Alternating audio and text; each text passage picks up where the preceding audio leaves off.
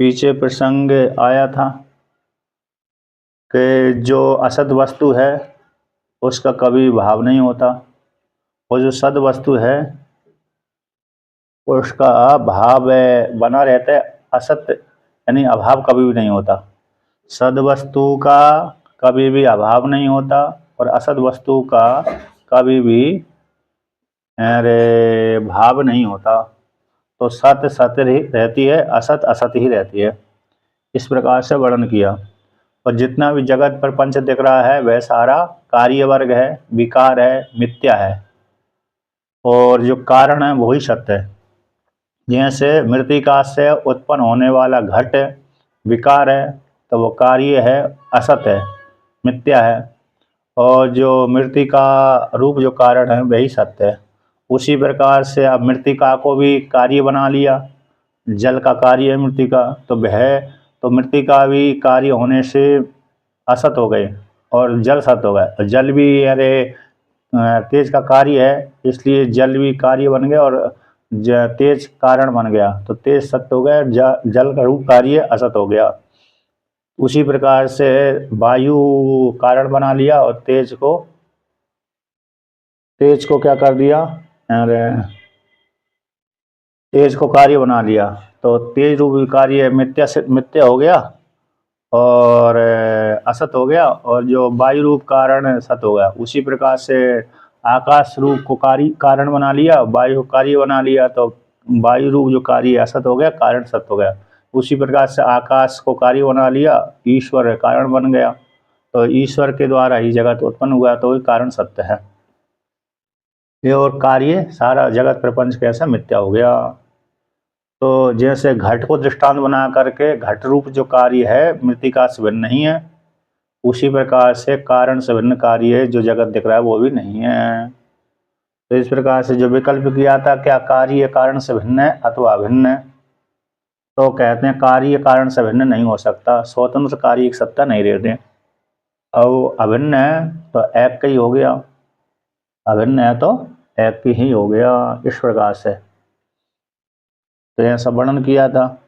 अब उसी को लेकर के यहाँ पर है वर्णन किया कि मृदादि कारण भी मृदादि कारण से च तत्कारण व्यतिरिक्त अनुपलब्धिर असत्वम। तो मृदादि जो कारण मृदादि कारण भी अपने कारण से भिन्न नहीं है ना, अपने कारण से व्यतिरिक्त उपलब्धि नहीं होती, इसलिए असत है। मृदादि कारण कौन हो गया, तो आदि शब्द से जल है, तेज है, वायु है, आकाश है, ये भी एक दूसरे के प्रति कारण होते हैं। तो इस प्रकार से ये कारण होने के कारण अपने कारण से भिन्न उपलब्धि नहीं होने के कारण असत है। जैसे प्रकृति से महातत्व उत्पन्न होता है, महातत्व से अहंकार उत्पन्न होता है, और अहंकार से 5 तन्मात्राएं और 5 कर्मेंद्रिय ज्ञानेन्द्रिय उत्पन्न होती हैं, एक मन उत्पन्न होता है, और फिर पंच महाभूत 5 तन्मात्राओं के माध्यम से ही पंच महाभूत उत्पन्न होते हैं।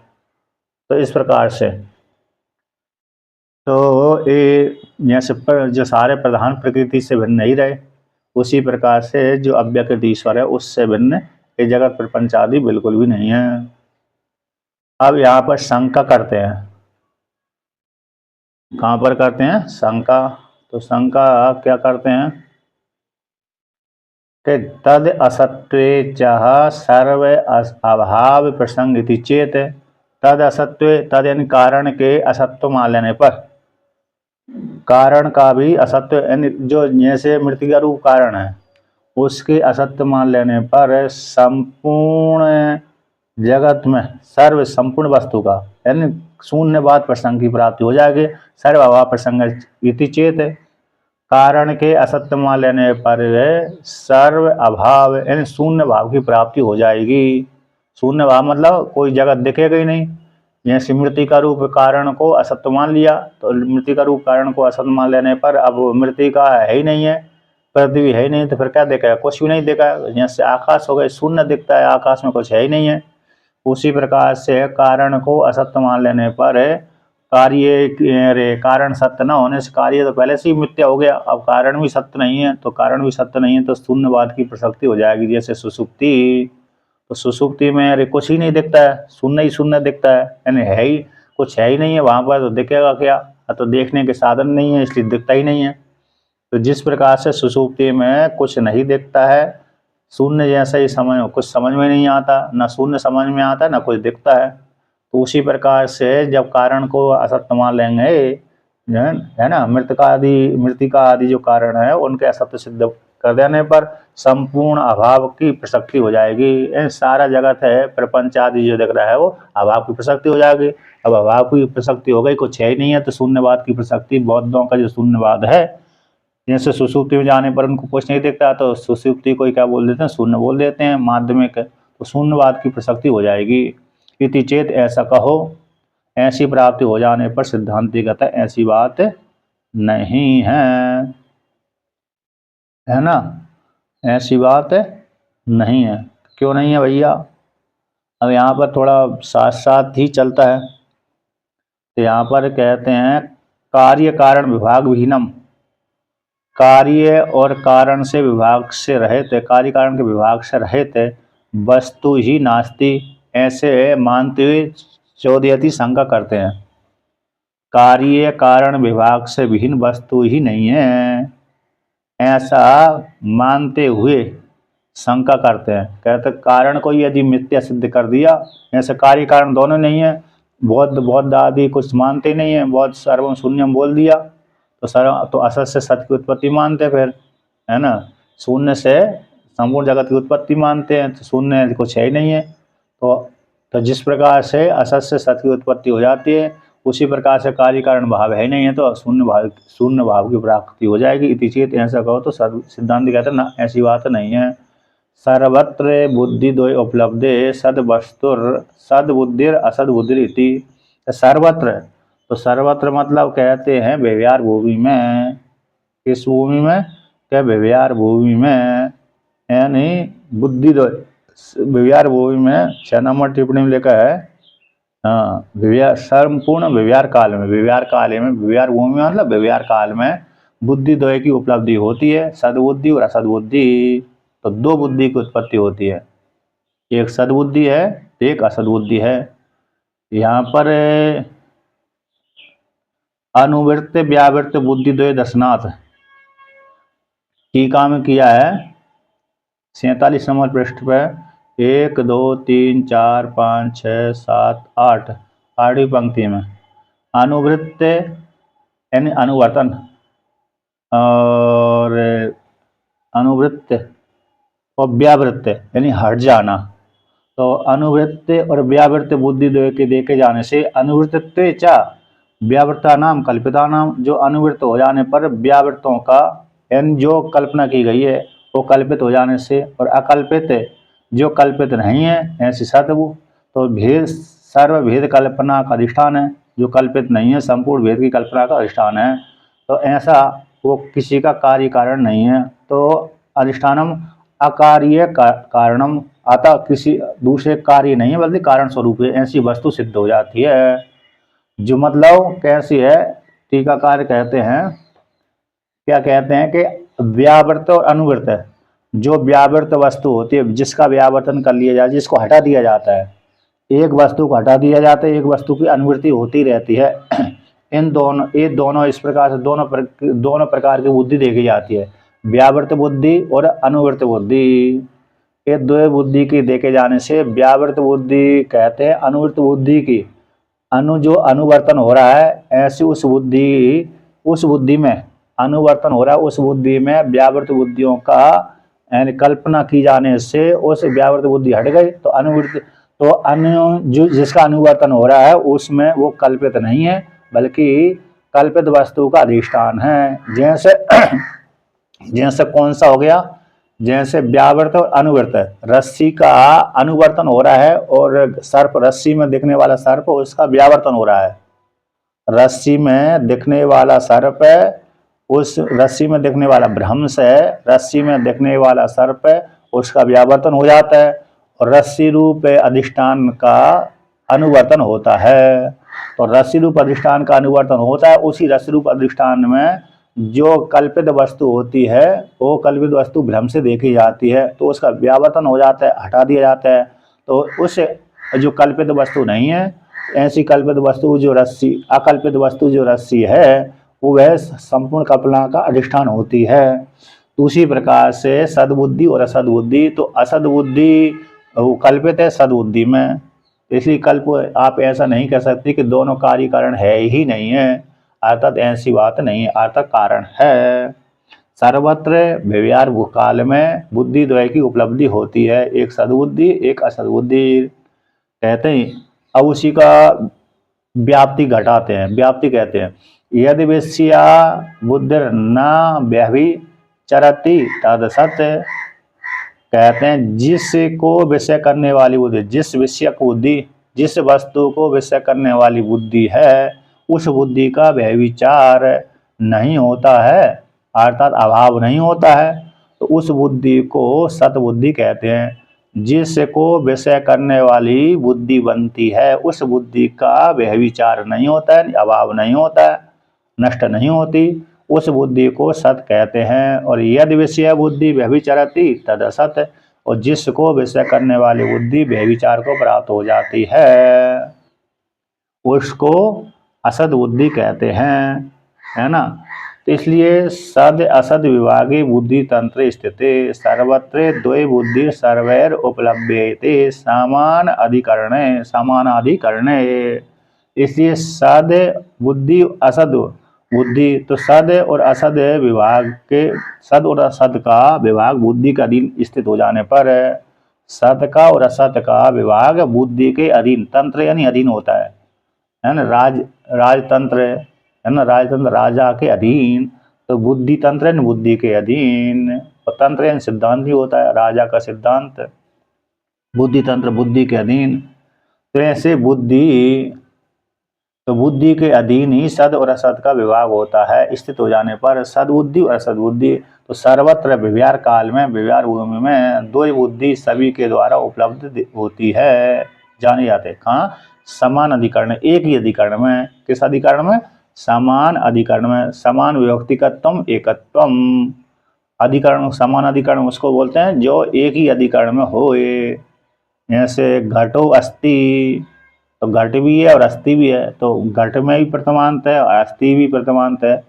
घट सन पट सन, तो घट में भी प्रथमांत है और सन भी प्रथमांत है, सत। तो समान अधिकरण हो गया, भिन्न भिन्न अधिकरण नहीं हुआ। तो समान अधिकरण में दो बुद्धि देखी जाती हैं, सभी के द्वारा उपलब्ध होती है, एक सद्बुद्धि होती है एक असद्बुद्धि होती है। अर्थात सद्बुद्धि का व्यभिचार नहीं होता, असद्बुद्धि का व्यभिचार हो जाता है। यहाँ पर टीका में वर्णन किया था समान अधिकरण का होता है एक विभक्तिकत्वम, समान अधिकरणत्वम, यानी एक ही विभक्ति जिसमें पाई जाती है। प्रथमा व्यक्ति हो तो प्रथमा व्यक्ति के साथ अन्वय होता है, द्वितीय के साथ अन्वय होता है ना। तो प्रथमा का भी एक वचन और प्रथमा में भी द्विवचन आएगा, प्रथमा में भी, प्रथमा व्यक्ति में तो द्विवचन आएगा, द्विवचन के साथ है।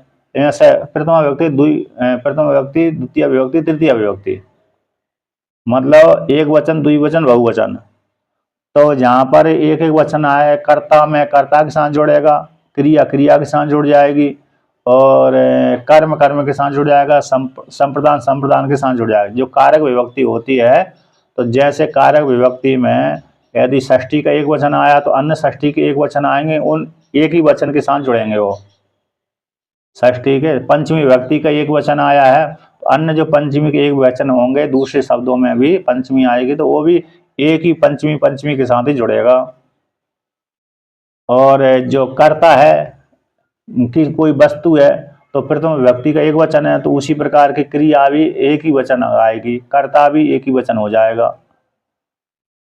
ठीक है ना। तो इसी को बोलते हैं। तो जो भी जितनी भी वस्तु है उसके साथ उसी प्रकार का क्रिया अथवा क्रिया आदि हो जाती है, प्राप्ति हो जाती है। घट एक है तो घट के साथ एक ही अस्थि, सन अस्थि का रूप अथवा सन का रूप आएगा। दो घट हैं तो स्था का रूप आ जाएगा, है ना, क्या हो जाएगा, स्था का रूप हो जाएगा। दो घट हैं और तीन बहुत है, अरे घट है तो बहुवचन का प्रयोग हो जाएगा, तो समान व्यक्तिगत होगा। तो लक्षण होता है समानाधिकरण का, तो एक ही विभक्ति में एक ही व्यक्तिगतम समान अधिकरण में, एक ही व्यक्ति का जहाँ अन्वय हो जाता है उसको समान अधिकरण बोलते हैं। तो एक ही अधिकरण में, और एक ही अधिकरण में होए समान अधिकरण का, तो एक ही अधिकरण। 8 नंबर टिप्पणी में दिया है, एक वस्तु आलम्बन है, एक वस्तु को विषय करने वाले, आलम्बन यानी विषय होता है, तो एक वस्तु को विषय करने पर, आलम्बन करने पर समान अधिकरण कहलाता है। तो घट सन, घट है, तो घट घट है, घट घटः, घटः सन, ऐसा शब्द प्रयोग करते हैं, ऐसा घटः सन। तो घटः सन है, तो घटः में भी प्रथम एक वचन है और सन में भी असभुवी धातु से सन शक्ति प्रत्यय बन करके एक वचन में सन प्रत्यय सन रूप बन जाता है। तो घट है हिंदी में क्या हो जाएगा, घट है, और संस्कृत में हो जाएगा घटः सन। इस प्रकार से तो सन है, इसमें भी एक वचन हो गया और घट भी एक वचन है, तो समान अधिकरण हो गया, एक ही अधिकरण में दोनों विभक्ति। इस प्रकार से अब यहाँ पर जो वर्णन किया था, तो कहते यद वेश्या बुद्धि न व्यभिचरति तद सत, तो जिसको विषय करने वाली बुद्धि व्यभिचार को हो जाती है, व्यभिचार को प्राप्त हो जाती है, उसको असत कहते हैं। तो उसमें ये दिया है, जैसे यद व्यावृतम तद मिथ्या यथा सर्पधारा आदि। टीका में कहाँ पर आया है, 1 2 3 4 5 6 7 8 9 10 10वीं पंक्ति है, यद व्यावर्तेषु अनुवृतम तद परमार्थ सत, जो जिन व्यावर्त पदार्थों में जिसका अनुवर्तन होता है उसको परमार्थ रूप से सत कहते हैं। यथा सर्पधारा आदिषु अनुगतो रज्जु आदिर इदम अंश, जैसे दृष्टांत दिया है, जैसे सर्पधारा आदियों में अनुगत जो रज्जु आदि का इदम अंश है, इदम अंश का अरे अनुवर्तन होता है, और सर्पधारा आदि का कैसे, जैसे कोई है सर्पधारा आदि का में अनुगत जो रज्जु आदि का अंश है, तो रज्जु आदि अंश में इदम अंश है, रज्जु आदि में इदम कोई वस्तु है ना, चाहे रस्सी हो सकती है, चाहे लकड़ी हो सकती है, चाहे धारा हो सकती है, चाहे भूषित्र हो सकता है, तो इदम अंश का अनुवर्तन रहता है, इदम अंश का अभाव नहीं होता है, अधिष्ठान रूप जो इदम अंश है उसका अभाव नहीं होता। सर्प है, सर्प का अभाव हो सकता है, अथवा रस्सी अभाव हो सकती है, अथवा भूचित्र नहीं हो सकता है, उसका अभाव हो सकता है, लेकिन इदम कोई वस्तु है, इसका अभाव नहीं होता, तो वही वस्तु क्या कहलाती है, सत्य कहलाती है। तो इसलिए विमतम सत्यम अव्यभिचारत्वात् संप्रतिपन्नवत, तो यहाँ पर अनुमान बनाया था कि विवाद का विषय भूत जो व्यावर्त वस्तु में जिसका अनुवर्तन होते हैं ऐसी वस्तु सत है, सत होने के योग्य है, सत होने के योग्य है ना, व्यभिचार न होने से, यानी निषेध न होने से, संप्रतिपन्न यानी सत्य वस्तु के समान, उभयवादी सम्मत भी है, और सत होने के कारण, संप्रतिपन्न का अर्थ होता है प्रतिपन्न ज्ञात होने के कारण, है ना, ऐसे उभयवादी सम्मत भी है, उभयवादी सम्मत भी संप्रतिपन्न बोलते हैं, और सद वस्तु होने के कारण। अब जिस वस्तु का व्यावर्तन हो जाता है कल्पित वस्तु का, तो उसको मिथ्या कहते हैं, यद व्यावर्तम तद मिथ्या, जिसका व्यावर्तन हो जाए उसको मिथ्या कहते हैं। यथा सर्पधारा आदि, सर्प का निषेध हो जाता है रस्सी में, है ना, धारा भूछिद्र का निषेध हो जाता है, लकड़ी पड़ी है भूछिद्र की शंका हो जाते, तो लकड़ी तो पड़ी थी टेढ़ी आड़ी, लेकिन भूछिद्र का शंका हो गया, तो वो जैसे ही लकड़ी पास में गए तो भूछिद्र गायब हो गया, लकड़ी दिख गई। कभी कभी जल धारा के द्वारा देख लेते हैं जल धारा है, लेकिन उसमें लकड़ी की या तो रस्सी की या तो सर्प की भ्रांति हो जाती है, तो उसको धारा को देख करके, तो इस प्रकार से वहाँ पर नजदीक में जाने से वो अन्य जो कल्पना की गई थी वो उसका निषेध हो जाता है, किंतु इदम अंश का विद्यमान रहता है। तो विमतम मिथ्या व्यभिचारित्वात् संप्रतिपन्नवद, विवाद का विषय भूत है जो कल्पित वस्तु है, व्यावर्त लक्षण प्रातिथिक सर्पादि रूप भ्रम, जो जिसका भी आवर्तन हो जाता है प्रातिभाषिक रूप है ना, प्रतीति काल में दिखना मात्र है, प्रातीतिक मात्र हो रहा है, दिखना मात्र हो रहा है। जैसे मृग मरीचिका में जल दिखता मात्र है, होता नहीं है, दिखता मात्र है, होता नहीं। उसी प्रकार से कहते हैं जो जिस वस्तु का व्यभिचार हो जाता है वो मिथ्या होती है। संप्रतिपन्न, जैसे रस्सी में सर्प है, रस्सी में सर्प कैसे मिथ्या है। अब यहाँ पर है वर्णन के दृष्टि अनुमान द्वय के द्वारा अनुसरण करके, तो अकल्पित वस्तु जो सद वस्तु कैसी है, अकल्पित है, असद वस्तु कैसी, कल्पित है, ऐसे जान लेना चाहिए। तो इसी सद और असद विभाग बुद्धि के अधीन स्थित हो जाने पर सर्वत्र दो बुद्धि सभी के द्वारा उपलब्ध होती है। समान अधिकरणम, एक ही व्यक्तिगत समान अधिकरणम, यानी एक वस्तु को आलम्बन करके। अब समान अधिकरण को यहाँ पर टीका में समझाया है 47 नंबर पृष्ठ की अंतिम पंक्ति में। देख लीजिए, दो पदों का कहते हैं, दो पदों को सामान्यकरण, दो पदों के सामान्यकरण में तो दो बुद्धि का उपचरित प्रयोग किया जाता है, अर्थात एक ही अधिकरण में उस वस्तु में दो बुद्धि का उपचार किया जाता है, प्रयोग किया जाता है। एक ही अधिकरण, दो पदों के समान अधिकरण में, तो एक वस्तु के किसमें अधिकरण में सप्तमी में आई, यहाँ पर षष्ठी के दो वचन, दो पदों के समान अधिकरण में तो दो प्रकार की बुद्धि का उपयोग किया जाता है। सो अयम, तो यहाँ पर दो पद हैं, सो और अयम, सा और अयम। तो सो यानी सामी प्रतिमा है और अयम में प्रतिमा है, तो समान अधिकरण होने से एक ऐसा समान अधिकरण वाला प्रथम विभक्ति हो गई, तो समान अधिकरण। तो घट सन उसी प्रकार से समान अधिकरण वाला होने कारण, तो घट सन कैसे, घट सन, तो घटा सन में भी घट में ही प्रतिमा है, सन में प्रतिमा इत्यादि। समान अधिकरण एक वस्तुनिष्ठत्व, एक वस्तु को बोध कराने वाला है, तो घट सन घट है। तो वस्तु भेद में कहते हैं, जो वस्तु भेद होने पर दो वस्तु में घट पटायोर ईव, यहाँ पर घट और पट दोनों का, घट और घट पटायोर, तो यहाँ पर घट और पट दोनों का जैसे इसके समान योग नहीं है, अर्थात समाधिकरणवाची का संबंध नहीं है। यद्यपि घटपट दो षष्ठी के दो वचन हो गए यहाँ पर, तो घटपट दो घटपटयों के समान, यहाँ पर इस प्रकार समाधिकरणवाचक संबंध नहीं बनता, अर्थात एक ही वस्तु में दो प्रकार की बुद्धि हो जाए तो समाधिकरण कहलाती है। यहाँ तो षष्ठी का दो वचन हो गए, घट भी है और पट भी है, तो घटपटों में समाधिकरण नहीं बन रहा है, दो वस्तु अलग अलग, घट भी है पट भी है, इन घट और पट को दोनों को ऐसा आ रहा है। लेकिन घटासन पटासन यहाँ पर एक ही वस्तुनिष्ठ है, एक ही अधिकरणवाचक है, घट है इस प्रकार से, यहाँ पर सामान्यकरण है।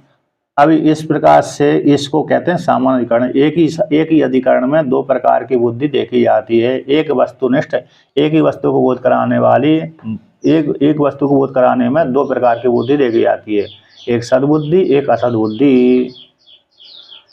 अब यहाँ पर पूर्व पक्षी यहाँ पर कहता है, क्या कहता है कि धर्म धर्मी को लेकर के, देखो यहाँ पर धर्म धर्मी को लेकर के भी सामान्यकरण बन जाता है, धर्म धर्मी को लेकर के सामान अधिकरण बन जाता है। कहाँ बन जाता है कि अरे नीला कमल, तो नीला कमल में गौण सामान्यकरण है, प्रधान मुख्य सामान्यकरण नहीं है।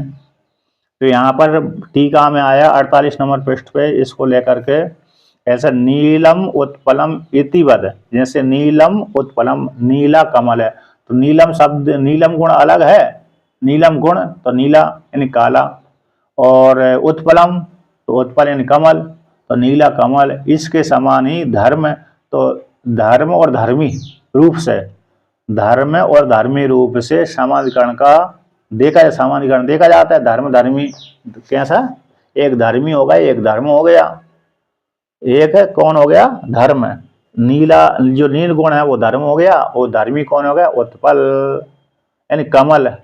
तो धर्म धर्मी को विषय करने वाला सामान्यकरण का भी देखा जाने से ना वस्तु एक विषयत्व, किंतु कहते हैं वस्तु एक विषयत्व नहीं है, इति चेत एक वस्तु के विषय करने वाला नहीं है। यदि चेत ऐसा कहो तो सिद्धांत कहता ना ऐसी बात नहीं है। कहता ना नीलोत्पलवत सन घट घट सन पटः सन हस्ति इति, है ना, कैसा है, हस्ति इति, हस्ति हस्ति है क्या संति है?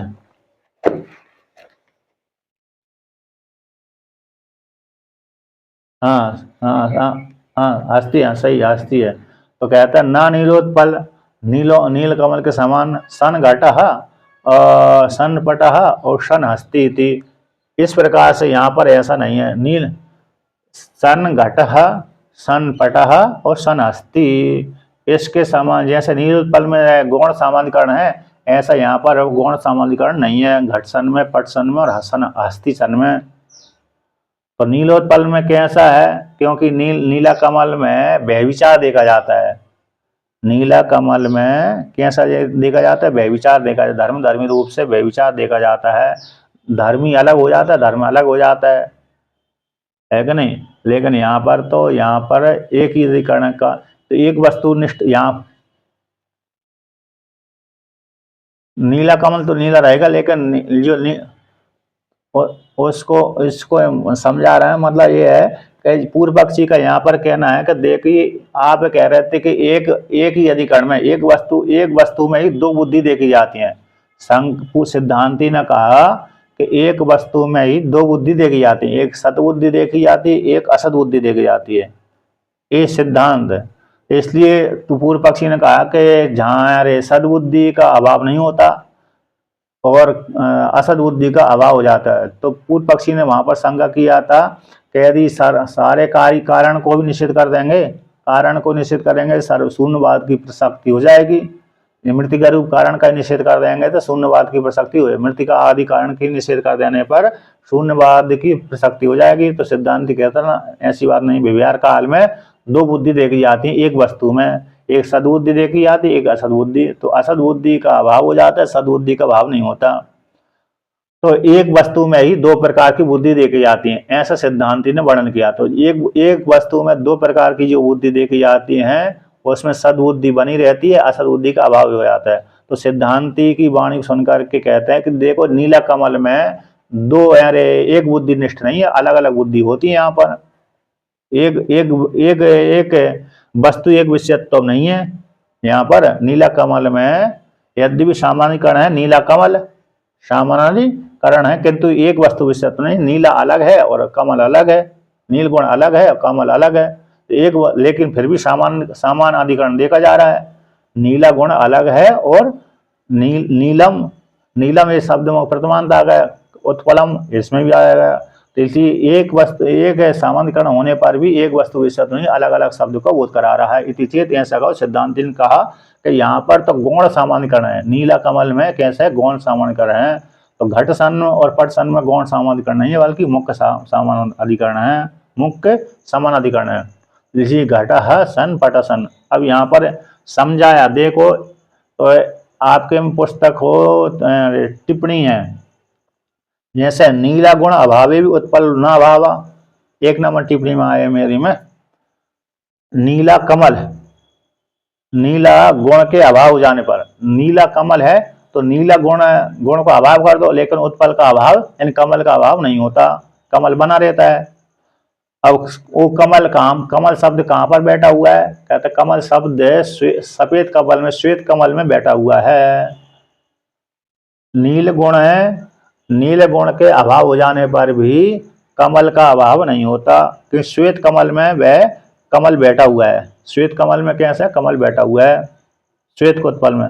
अब कहता है नीलत्व के अभाव हो जाने पर भी, नीलत्व के अभाव होने पर भी उत्पल बुद्धि का भाव बना रहता है। नीलत्व के श्वेत कमल में, सफेद कमल में, तो सफेद कमल श्वेत कमल में नीलत्व नहीं है, नील गुण नहीं है, लेकिन उत्पल बुद्धि वहां पर बैठी हुई है, कमल है। अब कहते उत्पल अभाव हो जाने पर अब दूसरे प्रकार से एक दूसरे में व्यभिचार कर रहे हैं। नीला कहते हैं नील गुण में उत्पल का व्यभिचार करते हैं, अभी तो उत्पल में नीला गुण का व्यभिचार कर दिया, अभाव कर दिया। अब कहते हैं अब गुण में भी गुणी का अभाव करते हैं, कहते उत्पल अभावे भी, उत्पल अभावेपि न नीलत्व अभाव, कमल के अभाव कर देने पर भी नीलत्व का अभाव नहीं होता। उत्पल के अभाव कर दो किंतु नीलत्व का अभाव नहीं होता। तो कहाँ नहीं होता? नीले घट में नील घटे उत्पल बुद्धि अभावेपि नीलत्व बुद्धि अभावात। नीले घट में जो नीला घट है ना, काला घट है, घड़ा है, उसमें उत्पल बुद्धि नहीं है। उत्पल बुद्धि के अभाव हो जाने पर किंतु नीलत्व बुद्धि का अभाव नहीं होता। तो एक दूसरे का धर्म का धर्मी में अभाव हो जाता है। यानी नील गुण है और उत्पल है, इनका एक दूसरे में व्यभिचार देखा जाता है। दूसरे मतलब नीला गुण यदि घट में चला गया तो वहां पर उत्पल नहीं रहता है, और नीला गुण में सफेद कमल में, अरे सफेद कमल है लेकिन वहां पर नीला गुण नहीं है ना। सफेद कमल है तो वहां पर नीला गुण नहीं, तो नीला गुण का अभाव हो गया, अलग विद्यमान हो गया। अब यहाँ पर नीला घट है तो वहां पर उत्पल नहीं है लेकिन नीला बना हुआ ही है, नीला उसका जो धर्म है बना रहता है। इसलिए एक दूसरे का व्यभिचार देखा जाता है। इसलिए नील गुण में परस्पर व्यभिचार हो जाने पर भी, तो उसी प्रकार से तो व्यभिचार हो जाने पर भी नीलोत्पलम इति गौण सामान्यकरण बुद्धि, नीला कमल में एक दूसरे का व्यभिचार हो जाने पर भी नीला कमल है, ऐसा गौण सामान्यकरण है। प्रधान सामान्यकरण, प्रधान मुख्य सामान्यकरण नहीं है बल्कि गौण सामान्यकरण है। तो गौण सामान्यकरण को लेकर के ही ये बुद्धि बन जाती है कि नीला कमल है। तो इस प्रकार से, किंतु यहाँ पर भी, तो यहाँ पर घटसन पटसन में यहाँ पर मुख्य सामान्यकरण है। तो इसलिए मुख्य सामान्यकरण होने के कारण कहते हैं इत्यादि सामान्यकरण बुद्धि तस्य उस बुद्धि का विषय सद असद रूप है। जो सद और असद रूप है न परस्पर व्यभिचरती। सद असद रूप वाली जो बुद्धि है उस बुद्धि का परस्पर एक दूसरे में व्यभिचार नहीं होती। तो मतलब जैसे एक ही अधिकरण घटसन में एक में सदबुद्धि बनी रहती है, एक सदबुद्धि और असदबुद्धि, एक दूसरे के बिना एक दूसरा नहीं रहता है। इस प्रकार व्यभिचार को प्राप्त नहीं होती। यानी घटसन मतलब कह रहे घट अलग हो जाए, घट है मतलब कैसा, तो मतलब परस्पर एक दूसरे के बिना एक दूसरे रह जाए ऐसा नहीं। वहां पर अलग अलग कहेंगे तो वहां पर वस्तु का अभाव रहे, घट सन बना रहे और घट अभाव हो जाए, अथवा घट बना रहे और सन अभाव हो जाए, ऐसा नहीं होगा। ये तो दो आदि घट में पट कहेंगे, पट में घट कहेंगे, तो एक वस्तु में दूसरी वस्तु का अभाव होगा, लेकिन वहां पर बुद्धि का व्यभिचार नहीं होता। बुद्धि का व्यभिचार नहीं होता, उसमें भी बुद्धि बनी रहती है, सदबुद्धि उसमें भी बनी रहती है। घट में जैसे घट में सदबुद्धि है उसी प्रकार से पट में भी सदबुद्धि बनी रहती है। यानी परस्पर एक दूसरे, जैसे नीला कमल, नीला गुण है, अरे दूसरे घट में चला जाता है और उत्पल भी दूसरे कमल में चला जाता है, एक दूसरे को छोड़ दिया जाता है। उसी प्रकार से भिन्न भिन्न अधिकार में चली जाती है। उसी प्रकार से यहाँ पर भी अरे सत और असत है ना, ये दो सदबुद्धि असद बुद्धि एक दूसरे को छोड़ करके एक दूसरे में चली जाए, ऐसा नहीं है। एक दूसरे में व्यभिचार नहीं होता, बल्कि जहाँ पर कहेंगे वहां पर अरे दूसरी जगह बोध कराएंगे तो दूसरी वस्तु का अभाव भी वर्णन करेंगे। वहां पर सदबुद्धि तो बनी रहेगी लेकिन उस वस्तु में एक घट नहीं है, पट नहीं है, ऐसा जरूर प्रयोग कर देते हैं। तो इस प्रकार से जान लेना चाहिए। मतलब एक वस्तु में जो अरे दो बुद्धि प्रकार की होती हैं, कैसी होती हैं? दो बुद्धि, सदबुद्धि असदबुद्धि। तो असदबुद्धि का व्यभिचार हो जाएगा है ना, और सदबुद्धि का व्यभिचार नहीं होता। सदबुद्धि का व्यभिचार नहीं होता। आता घट है तो अस्थिपना, व्यभिचार मतलब अभाव है, व्यभिचार का मतलब हो गया अभाव। घट सदबुद्धि का अभाव नहीं होता। इसी को कहां पर ले जाना है? क्रम से निर्विशेष आत्मा में ले जाना है। क्या ले जाना है? निर्विशेष आत्मा में ले जाना। तो निर्विशेष आत्मा में ही यहाँ पर क्रम से, तो घट सन पट सन, तो सन में सत्ता का वाचक हो गया ना, सन अस्थि है, तो कौन? आत्मा है। तो कारण का निषेध कर रहा था ना, कार्य जब संपूर्ण कारण का निषेध कर देंगे तो शून्यवाद की प्रसक्ति हो जाएगी। तो शून्य ऐसे पूर्व पक्षी ने शंका उठाई थी, करना ऐसी बात नहीं है, शून्यवाद की प्रसक्ति नहीं होगी। यानी कारण रूप जो सत्ता है, सत है, उसका अभाव नहीं होता। इस प्रकार से तो वो वस्तु विव्यारक वस्तु का तो अभाव हो जाता है, किंतु जो निर्विशेष आत्म वस्तु है उसका अभाव नहीं होता। इसलिए तो यहाँ पर सद्बुद्धि का अभाव नहीं होता और असद्बुद्धि का अभाव हो जाता है। इसलिए वहाँ पर एक ही अधिकरण में दो प्रकार की बुद्धि देखी जाती हैं। तो जो कल्पित बुद्धि और अकल्पित बुद्धि, यानी कल्पित बुद्धि को विषय करने वाली बुद्धि नष्ट हो जाती है, अकल्पित विषय करने वाली बुद्धि नष्ट नहीं होती। तो जो सत्य बुद्धि बनी रहती, असत बुद्धि मिथ्या हो जाती है। उसी प्रकार से आगे कहते हैं कि एवं सर्वत्र, उसी प्रकार से सर्वत्र जान लेना चाहिए। अर्थात सर्वत्र, तो इस सर्वत्र का 2 नंबर टिप्पणी में क्या लिखा है कि संपूर्ण विव्यार काल में समान अधिकरण में एक वस्तु का आलम्बन में सद और असद बुद्धि होती हैं, 2 प्रकार की। विव्यार काल में कैसी 2 प्रकार की बुद्धि बनती हैं, एक सद्बुद्धि बनती है, एक असद्बुद्धि बनती है। अस्थिपना, जहाँ पर अस्थिपना रहेगा वहां पर सद्बुद्धि रहेगी, जहाँ पर वस्तु का अभाव हो जाता है वहां पर असद्बुद्धि हो जाती है। जैसे घट के फूट जाने पर मृत्यु का शत्रु से दिखने लगती है, और जब घट है, घट था, घट है, तो घट में है पना जो हो गया सद्बुद्धि हो गई, और घट जो है और निवृत्त हो जाता है तो असत हो गया।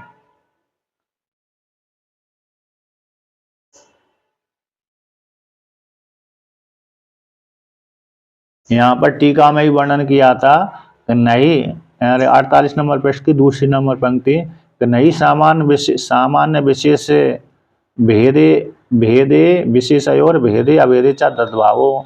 हिरण की सामान्य रूप से और विशेष रूप से, सामान्य विशेष में दोनों में भेद को लेकर के अभेद को लेकर के तद्भाव नहीं होता। भेद और अभेद विरुद्ध वाले जाति व्यक्ति में समान अधिकरण, समान जो अधिकरण है, नीलम उत्पल के समान गौण है, नीलम और उत्पल के समान न गौण, किंतु व्यावर्त और अनुवृत्त, एक का व्यावर्तन होता है, एक का अनुवर्तन होता है। कल्पित, तो जिसका जो व्यावर्तन हो जाता है वो कल्पित हो जाता है, और एक वस्तुनिष्ठ है। तो व्यावर्तम और अनुवृत्त है ना, अनुवृत्त वस्तु में व्यावर्त वस्तु कल्पित होता है, एक वस्तुनिष्ठ है, एक निष्ठतम कैसे हो जाते हैं, एक वस्तुनिष्ठ रहती है। जैसे सामान्य और विशेष, सामान्य में और विशेष में दोनों में भेद को लेकर के अभेद को लेकर के तद्भाव नहीं रहता, किंतु कहते हैं और विरुद्ध भेद और अभेद वाली, भेद वाली और अभेद वाली दोनों में, भेद और अभेद को लेकर के विरुद्ध वाली 2 वस्तु में, जाति में और व्यक्ति में सामान्यकरण, जो सामान्य अधिकरण रहता है वह नीला कमल के समान गौण नहीं है, किंतु व्यावर्त और अनुवर्त को लेकर के है।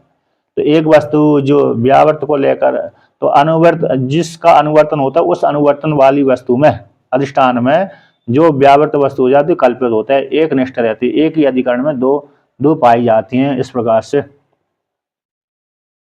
अब यहाँ पर उसी को और आगे वर्णन करते हैं कि तयोर, भाष्य में कहते हैं कि तयोर बुद्धयोर घटादि बुद्धिर व्यभिचरति तथा च दर्शितम। उसी प्रकार से 2 बुद्धि में, एक ही वस्तु में रहने वाली 2 बुद्धियों का, 2 जो बुद्धियां, उन 2 बुद्धियों में से घटादि बुद्धि का व्यभिचार हो जाता है।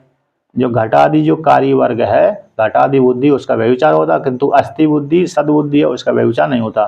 तथा दर्शितम, उसी प्रकार से दिखलाया गया है। तो कहाँ दिखलाया गया है, तो यहाँ पर जो पीछे की पंक्ति आई थी, विकारो ही सा विकारस्य व्यभिचरति यथा घटादि संस्थानम चक्षुषा निरूपमाणम मृद व्यतिरेकेण अनुपलब्धिर असत तथा सर्व विकारा कारण व्यतिरेक अनुपलब्धिर असन। इस वाक्य के द्वारा विकारो ही सा विकार से व्यभिचरति, इस पंक्ति के द्वारा दिखला दिया गया है ना। तो कैसे जो विकार है व्यभिचार को प्राप्त होता है, विकार से व्यभिचरति, इस वाक्य के द्वारा दिखला दिया गया।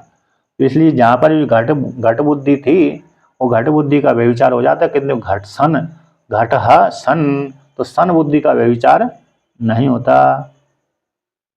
इस प्रकार से ना तो कहते ना तो सद्बुद्धि ही, किंतु सद्बुद्धि का व्यभिचार हो जाए ऐसी बात नहीं, सद्बुद्धि का व्यभिचार नहीं होता। तो यानी किंतु उसका भी हो जाए कि ना, सद्बुद्धि का व्यभिचार नहीं होता। तस्मात्, जो असद्बुद्धि होती है उसका व्यभिचार हो जाता है, किंतु सद्बुद्धि का व्यभिचार नहीं होता। तस्मात् घटादि बुद्धि विषयो असन व्यभिचारात् ना तो कहता ना तो सद्बुद्धि विषय अव्यविचारात। कहता तस्मात् घटादि बुद्धि का जो विषय है वो असत होता हुआ है, असत होता है, इसी हेतु से व्यभिचार हो जाता है।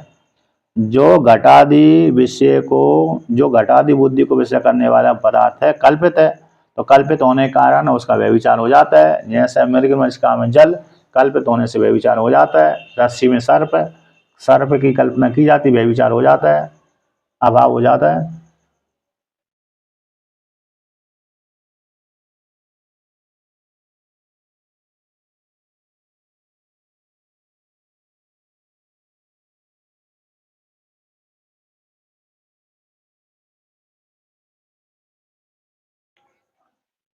व्यभिचार मतलब दोष का हेतु है, अभाव का वाचक हो गया। दोष का हेतु भी है, अभाव का वाचक है। मतलब वहां पर अरे वो लक्षण नहीं घट रहा। व्यभिचार मतलब जो घटना चाहिए थी घटना नहीं घट रही।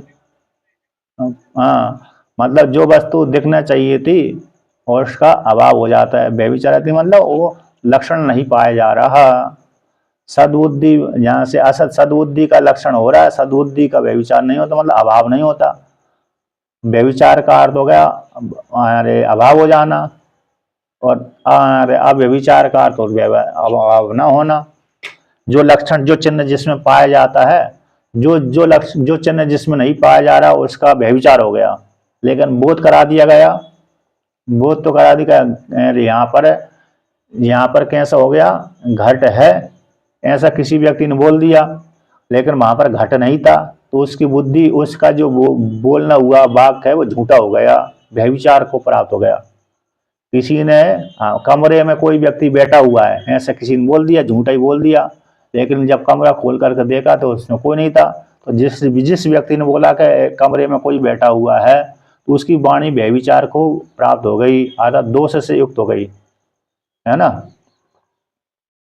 अब जिसने बोल दिया कमरे में कोई बैठा हुआ है, बैठा भी हुआ था, तो ऐसे जिसने बोला है कि इसकी एक कमरे में कोई बैठा हुआ है, तो उसको यदि कोई बैठा था तब तो बात उसकी सिद्ध हो गई, तो व्यभिचार को प्राप्त नहीं हुई उसकी बुद्धि, उसका वाणी। तो यही है व्यभिचार का मतलब अभाव, दोष से ग्रसित है, असत्य हो गए। हाँ, तो दोष से ग्रसित हो जाता है। व्यभिचार मतलब दोष से ग्रसित हो गया, जो न होने पर भी बोल दिया जाता है तो दोष से ग्रसित हो गई। तो इसलिए कहते हैं कि तस्मात् घटादि विषय, घटादि को विषय करने वाली जो बुद्धि थी असत थी, इसलिए उसका व्यभिचार हो जाता है, क्योंकि कल्पित होने से। ना तो सद्बुद्धि विषय, किंतु सद्बुद्धि को विषय जो घट सन में सन जो बुद्धि थी उसका व्यभिचार नहीं होता। तो व्यभिचार न होने से तो असद्बुद्धि का व्यभिचार नहीं होता, क्योंकि अब व्यभिचार हो जाने से उसमें हेतु यदि अब व्यभिचार वाली होने से सद्बुद्धि का कभी भी व्यभिचार नहीं होता, दोष से ग्रसित नहीं होती। अब यहाँ पर कहते हैं क्योंकि कल्पित नहीं है, असत्यम कैसे कल्पित नहीं है, असत्यम मतलब असत्य यानी कल्पितत्व है, और सत्यत्व यानी कल्पित नहीं है। इसलिए जो असत बुद्धि वाली होती थी घटादि कैसे असत्य है, इसी कल्पित होने कर मिथ्या हो जाते हैं, और सन है वो कल्पित नहीं है, इसलिए सत्य बना रहता है, उसका व्यभिचार नहीं होता। अब यहाँ पर पुनः पूर्व पक्षी शंका कर रहा है। पूर्व पक्षी की शंका क्या है, तो देखो भाई यहाँ पर भी सद्बुद्धि का व्यभिचार हो जाता है। आप कह रहे थे कि सद्बुद्धि का व्यभिचार नहीं होता, असद्बुद्धि का व्यभिचार हो जाता है, घट का व्यभिचार हो जाता है, किंतु सद्बुद्धि का व्यभिचार नहीं होता, ऐसा सिद्धांति ने कहा। तो पूर्व पक्षी उसमें प्रश्न बना रहा है इसी बात को लेकर के कि आप जो कह रहे थे कि सद्बुद्धि का व्यभिचार नहीं होता, ऐसी बात नहीं है, सद्बुद्धि का भी व्यभिचार हो जाता है। तो कहाँ पर, जैसे देखो दृष्टांत द्वारा समझाते हैं पूर्व पक्षी के द्वारा। घटे विनष्टे घट बुद्धौ व्यभिचरन्त्याम सद्बुद्धिर अपि व्यभिचरति इति चेत। कहते घट के फूट जाने पर, घट के फूट जाने पर, विनष्ट यानी नष्ट हो जाने पर, तो घट बुद्धि, अब घट फूट गया, तो घट फूट गया तो घट बुद्धि भी व्यभिचार को प्राप्त हो गई। घट है ऐसा कोई नहीं कहेगा। घट के जो हम घट था, पानी भरने के लिए जा रहे थे, तो जा रहे थे पानी, तो रास्ते में कोई ठोकर लगी, गिर गया घड़ा, मृत्यु का घड़ा फूट गया, तो घट के फूट जाने पर घट संबंधी जो बुद्धि थी वो भी उसका अभाव हो जाता है, व्यभिचार को प्राप्त हो जाता है, इसलिए सद्बुद्धि का भी व्यभिचार हो जाएगा। इति चेत ऐसा कहो तो सिद्धांत कहता ना ऐसी बात नहीं। पटादौ अपि सद्बुद्धि दर्शनात्, पट आदि में भी, पट आदौ अपि तो पट आदि में भी सद्बुद्धि देखी जाती है। कहाँ देखी जाती है? पट आदि में। तो पटह सन मटह सन, इसमें भी सन बुद्धि देखी जाती है। यद्यपि वहां पर घट बुद्धि, घट नष्ट हो गया तो फिर किसको विषय करेगी? नीला जो गुण होता है किसी ना किसी गुणी को लेकर के आश्रय करके ही रहता है। जैसे जाति है, जाति है तो किसी ना किसी व्यक्ति को आश्रय करके रहेगी। अब व्यक्ति नहीं है तो जाति कहाँ रहेगी? कहीं जाति अभाव हो जाए ऐसी बात नहीं है। ये वो जाति व्यक्ति के नष्ट हो जाने पर जाति दूसरे व्यक्ति में जाकर के स्थित हो जाती है। उसी प्रकार से यहाँ पर कहते हैं घटादि के नष्ट हो जाने पर घट बुद्धि व्यभिचार हो जाती है। ऐसे मान लिया जाए तो सिद्धांत कितना, घटादि के नष्ट हो जाने पर भी पटादि में सद्बुद्धि देखी जाती है, तो सत का अभाव नहीं होता। कहते हैं जो घट घटा सन पटा सन में जो सन शब्द है वो विशेषण है, विशेष नहीं है। तो विशेषण विषया एव सा सद्बुद्धि। घटासन पटासन मटासन हस्तिसन, इसमें जो सन सन शब्द आया है वह विशेषण विषयक है, विशेषण है, विशेष नहीं है। तो विशेषण विषय ही सद्बुद्धि। सद्बुद्धि कैसे होती है? विशेषण को विषय करने वाली होती है ना। सन घटः इत्यादि में सद विशेषण, घट कैसा विशेष है तो सन घटः। तो सत प्रतीति युक्त है, प्रतीति युक्त ज्ञान युक्त बुद्धि है, और विशेषण विषय वाली है बुद्धि, सद विषय है। इसलिए सद्बुद्धि है वो सद्बुद्धि का अभाव नहीं होता। इसलिए विशेषण विषयक जो बुद्धि होती है वो सद्बुद्धि होती है। कैसे है? विशेषण विषयक जो बुद्धि है वो सद्बुद्धि है। घटा सन पटा सन में सन घट विशेष हो गया और सन विशेषण हो गया उसका, तो इसलिए विशेषण विषय, विशेषण विषय, विशेषण को विषय करने वाली बुद्धि सद्बुद्धि है। तो वहाँ पर जो घट फूटा तो विशेष का अभाव हो गया, तो विशेष के बिना विशेषण कहाँ रहेगा? है ना, विशेष के बिना विशेषण नहीं रहता है। इसलिए विशेषण वहीं रहता है जहाँ पर विशेष होगा। इसलिए विशेषण जो था दूसरे में चला गया। कहाँ पर चला गया? दूसरे पट में चला गया। जैसे एक गाय मर जाने पर गोत्र जाति नष्ट नहीं होती, एक गाय के मर जाने पर गोत्र जाति थी दूसरी गाय में चली गई। जैसे एक मनुष्य मर जाने पर मनुष्यत्व जाति समाप्त नहीं होती, वह मनुष्यत्व जाति दूसरे मनुष्य में जाकर बैठ जाती है।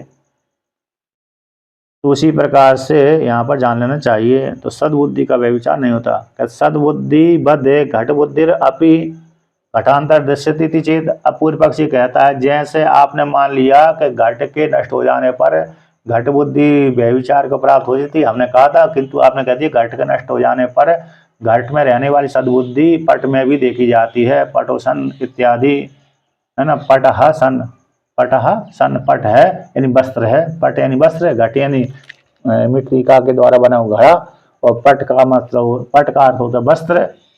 तो पट है वस्त्र है, यानी कोई की साटी का है, कोई अन्य है, तो इस प्रकार से पट है। इसमें पट बुद्धि यानी वस्त्र है, इस प्रकार की बुद्धि देखी जाती है। तो विशेषण को विषय करने वाली बुद्धि सद्बुद्धि होती है। अब उसी को यहाँ पर पूर्व पक्षी कहता है, देखो भाई आपने कहते हैं कि विशेषण विषय वाली होने से जो सद्बुद्धि थी दूसरे में चली गई, उसी प्रकार से हमारे घट के फूट जाने पर वो घट में रहने वाली जो घट बुद्धि थी दूसरे घट में चली जाएगी। तो यहाँ पर कहते हैं उसी, इसलिए तो यहाँ पर भी तो जो विशेष विषय वाली बुद्धि का व्यभिचार नहीं हो रहा। तो यहाँ पर क्या है, उसी को लेकर कहते हैं, शंका क्या है कि जिस प्रकार से सत्य जो अकल्पित है, सत्य कैसा है? अकल्पित है। अकल्पित हेतु जो दिया था, सत्य का अकल्पित हेतु का व्यभिचार नहीं होता है। तो अब व्यभिचारित्व का असिद्धि को उद्धृत करके अब विशेषणों का भी, विशेषण में जो कल्पित हेतु है उसका व्यभिचारित्व की असिद्धि की शंका करते हैं। कैसी करते हैं? विशेषणों का भी कल्पित हेतु का जो व्यभिचार दोष से ग्रसित है उसका असिद्धि को शंका करते हैं। क्या करते हैं कि सद्बुद्धि बद, जैसे सद्बुद्धि का व्यभिचार नहीं होता उसी समान घट बुद्धि भी घटांतर में दृश्यति चेत है। जैसे सद्बुद्धि है जो विशेषण विषयक सद्बुद्धि थी उसका अभाव अब नहीं होता, तो घट जैसे सद्बुद्धि का अभाव नहीं होता उसी प्रकार से घट बुद्धि जो घट फूट गया है ऐसे घट फूट जाने पर घट बुद्धि दूसरे घट में देखी जाती है। घटांतर में दृश्यति इति चेत, घट बुद्धि के नष्ट हो जाने पर दूसरे घट में ऐसा बोल दिया घट है ना, घट एक घट रखा हुआ है, एक घड़ा के फूट जाने पर दूसरे घड़ा में कह दिया जाता है घड़ है। कुम्हार के पास में गए, एक घड़ा फूट गया बनाते बनाते उससे, तो दूसरे घड़े में वो बुद्धि चली जाती है, कहे ये दूसरा घड़ा है। इति चेत ऐसा कहो, इसलिए सद तो इस मतलब घट बुद्धि जैसे सदबुद्धि का व्यभिचार नहीं होता उसी प्रकार से घट बुद्धि का भी व्यभिचार नहीं होगा। इति चेत ऐसा मान लिया जाए, क्योंकि घटांतर में देखी जाता है, एक घट के फूट जाने पर दूसरे घट में घट बुद्धि देखी जाती है। इति चेत ऐसा कहो तो सिद्धांत कहते ना पटादु अदर्शनात्, पटादि में घट बुद्धि नहीं देखी जाती। जैसे पटादि, पट को कोई घट नहीं कहता है, घट को कोई पट नहीं कहता, पट को कोई घट नहीं कहता।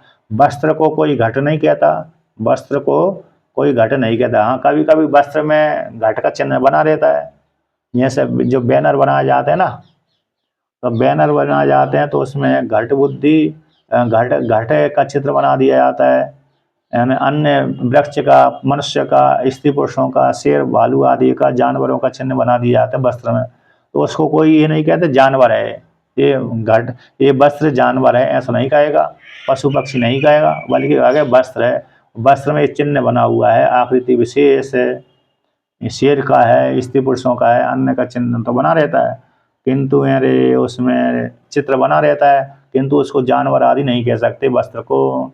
तो इसलिए घट आदि कहते घट जैसे सदबुद्धि का व्यभिचार नहीं होता उसी प्रकार घट बुद्धि भी दूसरे घट में चली जाती है, ऐसा मान ली जाए, इसलिए उसका व्यभिचार नहीं होगा। तो सिद्धांत कहता ना ऐसी बात नहीं है, पटादि में घट बुद्धि नहीं देखी जाती, वहाँ पर व्यभिचार देखा जाता है, किंतु पटादि में सदबुद्धि जरूर देखी जाती है। जैसे घट सन है उसी प्रकार से पट सन है। इसलिए तो यहाँ पर जो कार्य वर्ग है वो कैसा मिथ्या होता है, और सदबुद्धि कैसा है सती रहते हैं, कारण कैसा सत्य रहता है। जो मूल कारण है आत्मा, उसका कभी भी अभाव नहीं होता। इसलिए आप ऐसा नहीं कर सकते थे कि शून्यवाद की प्रसक्ति हो जाएगी, ऐसा बिल्कुल भी नहीं है।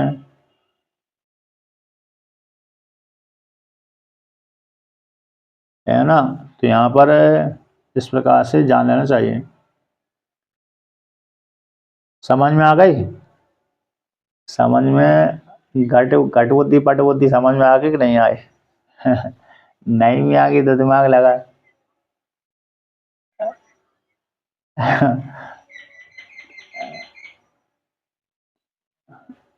तो देखिए कल और घटपट चलाते हैं थोड़ा बहुत, कल और चलेगा थोड़ा, इसके बाद पर ठीक फिर सामान आ जाएगा। हाँ, तो अब आज का पार्ट पूरा करते हैं तो